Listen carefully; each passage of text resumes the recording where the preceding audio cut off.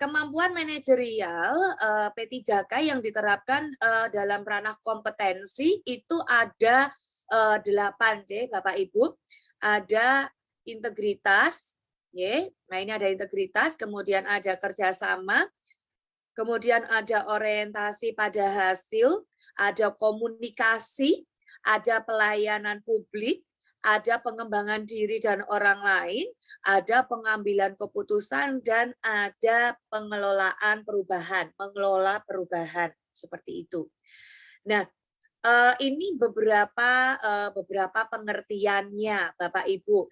Integritas itu lebih mengedepankan kejujuran dan komitmen ketika kita bekerja. Nah, komitmen itu artinya ketika kita sudah berkomit, ya ketika kita memang sudah memilih untuk dengan tujuan untuk lolos P3K. Nah, apapun hasilnya nanti ya memang Bapak Ibu harus berkomit untuk melaksanakan hasil tersebut.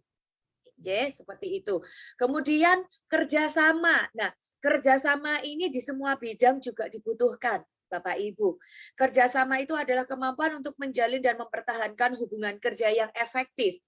Jadi kerjasama ini baik bekerja secara kelompok ataupun ada rekan kerja di satu divisi. Nah, sehingga akan bisa digunakan untuk menyelesaikan tugas dengan optimal. Ya, jadi di situ juga ada termasuk pemanfaatan sumber daya yang kita miliki di sekitar kita. Kemudian kemampuan komunikasi. Kemampuan komunikasi ini tidak sekedar saya berbicara, Anda menjawab, Bapak Ibu, tetapi lebih kepada di sini ada dua arah, ya, dua arah, komunikasi dua arah. Jadi ketika kita berbicara, ya harapannya lawan bicara kita itu juga mendengarkan, memperhatikan, dan menerima. Begitu juga sebaliknya ketika ada lawan bicara atau rekan kita berbicara sedang menjelaskan, ya harapannya kita sendiri juga mampu untuk menerima dan mendengarkan pendapat orang lain. Seperti itu. Nah, kemudian orientasi pada hasil. Orientasi pada hasil itu ketika Bapak Ibu memiliki sebuah perencanaan terhadap kegiatan atau pekerjaan Bapak Ibu, nah di sini orientasi pada hasil itu Bapak Ibu diharapkan dapat menyelesaikan tugas dengan tuntas. Tuntas itu artinya selesai dan kemudian hasilnya itu sesuai harapan. Jadi tidak yang sekedar selesai. Bukan, Bapak Ibu. Jadi di situ juga di dalamnya ada unsur tanggung jawabnya. Nah, kemudian orientasi pada hasil ini juga lebih kepada bagaimana mampu menganalisis adanya resiko di dalam perencanaan kita itu. Seperti itu. Kemudian pelayanan publik.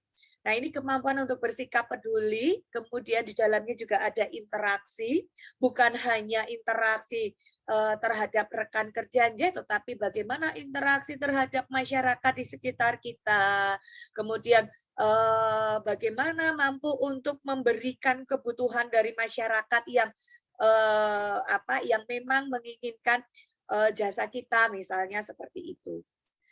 Kemudian pengembangan diri dan orang lain. Jadi ini lebih kepada kompetensi bagaimana kita memiliki keinginan untuk mengembangkan diri kita sendiri dulu.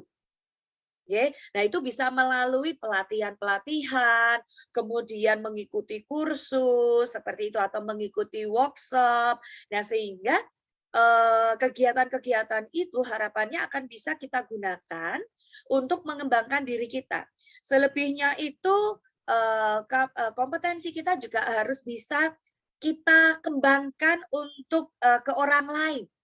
Jadi kita memiliki kelebihan di bidang apa nih? Kita misalnya di bidang IT. Nah, pengembangan diri dan orang lain ini harapannya ketika kita mampu mampu untuk memiliki kelebihan di bidang IT, misalnya kita bisa setidaknya memberikan contoh atau membantu atau mengajarkan sehingga orang lain juga ikut terkembangkan. Nah, kemudian mengelola perubahan. Mengelola perubahan di sini berkaitan dengan